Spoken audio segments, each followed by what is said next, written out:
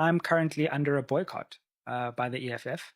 Julius Malema took a public platform and said, I'm not going on Dali Mpofu's son's podcast. And I think that was extremely, firstly, unfair, petty, because he tried to identify me with my father. And I had to sit there and take this public lambasting. But since then, my podcast has doubled, and there's always a space for the EFF if they want to come on. But I don't feel like I need them to come on anymore in order to have the impact that I want to have. And in actual fact, I think it's those parties' loss if they don't come on podcast platforms these days. It's not our loss. Dr. Sizwe Mpofu-Walsh breaks silence on the economic freedom fighters boycott. What is really going on? What happens when a respected intellectual, a son of the struggle, a son of a respected advocate, a Pan-African voice, gets attacked by the very same movement many of our people believe represents radical change? What happens? Dr. Sizwe Mpofu-Walsh has finally broken his silence. And what he's saying is raising serious questions about the EFF. Freedom of speech and intolerance within black political spaces. Is this accountability or suppression? Let us talk about it. Welcome to IZWI LABANSUNDU, the voice of the people. If you know, or if you are new here, this is where we unpack politics without fear, without filters, and without apology. Today, we are diving into a heated situation involving Dr. Sizwe Mpofu-Walsh, the SMWX Podcast, and the economic freedom fighters, the EFF. Because what is happening here is bigger than just one man. Who is Dr. Sizwe Mpofu-Walsh? Before we go deeper, it's important that before we go deeper, we need to understand the man. Who's this man that is in question? Right? So before we go deeper, let us understand who we are talking about here. Dr. Sizwe Mpofu-Walsh is not just anyone.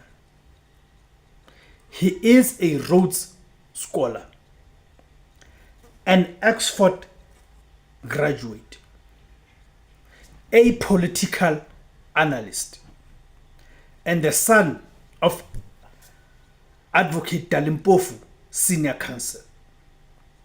But more importantly, he represents a new generation of black intellectual thought in South Africa. Throughout his SMWX podcast, he has been engaging deep political discussions, interviewing leaders, thinkers, and public figures. So when someone like him becomes a target, we must ask, why? Why is he being targeted? Why is the EFF targeting Dr. Sizwe Mpofu-Walsh? I think EFF members need to pause for a moment and ask themselves that question. What sparked the controversy? How did this controversy come about? The drama begins with the SMWX podcast. Dr. Sizwe Mpofu hosted conversations that included political figures who are not aligned with the EFF, but especially those who had departed from the EFF, the likes of Floyd Shivambu. And in some cases, these individuals strongly opposes the EFF, right? And in some cases, individuals the EFF itself strongly opposes. This did not sit well with some of the EFF leaders, but especially its leader, Julius Malema. Soon after, calls for a boycott began. Social media attacks intensified. Accusations started flying. Some claimed he was platforming problematic voices. Some claimed he was betraying the struggle. Some claimed he was or even being captured. But here is the key question. Since when did interviewing someone become a crime? EFF supporters versus freedom of thought. Let us be honest here. The EFF positions itself as a radical revolutionary movement, a movement that claims to stand for 1. Economic freedom, 2. Black empowerment, 3. Intellectual liberation. But what do we see now? Raise these questions. There was a point where the EFF will pride themselves as people of superior reasoning, right? But what has happened to that? Right? That has been replaced with a flurry of insults. That anyone who disagrees with the EFF has to be subjected to the insults, have to be stripped of their dignity. That cannot be superior logic at all. Go anywhere in the world, that cannot constitute superior logic. So, because when people start saying, do not watch this podcast, cancel this person, boycott this platform, we must ask, is this still a movement of ideas? Or is it becoming a movement of control? Dr. Sizwe Mpofu-Walsh is not an enemy of black progress. So why treat him like one? Dr. Sizwe Mpofu-Walsh finally responds. Now, after staying quiet for some time, almost 2 years, Dr. Sizwe Mpofu has finally spoken out.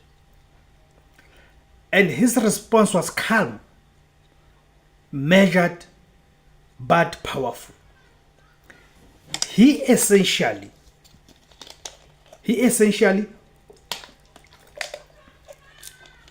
made it clear that his platform is about dialogue, not propaganda. He will not be told who to interview. And intellectual engagement must remain open. He did not insult the EFF. He did not attack individuals. Instead, he stood firm on principle. And that is important because leadership is not always loud. Sometimes it is composed. Is this a dangerous precedent? By the way, it's important that also remember the late Karima Brown. Remember how members of the EFF, of course taking the cue from senior national leaders of the EFF abused her. So the EFF, of course, has created that precedent. Right? So let us zoom out. The situation is not just about Dr. Sizwe. It's about a growing trend in South African politics. If you do not agree, you get attacked, ridiculed, and stripped of your dignity. If you engage differently, you get labeled. You get dehumanized. That is a new culture and trend. And people who are championing that trend, it is the EFF. If you think independently, you get isolated or cancelled. That is dangerous because a true revolution needs 1. Debate, 2. Diversity of thought, 3. Critical thinking. Without that, we are not building a movement. We are building an echo chamber. What this means for the EFF needs to be careful because actions like this can 1. Alienate intellectuals, 2. Push away young thinkers, 3. And damage its credibility as a progressive force.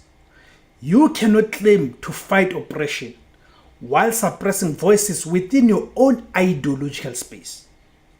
You see, that contradiction will cost you dearly.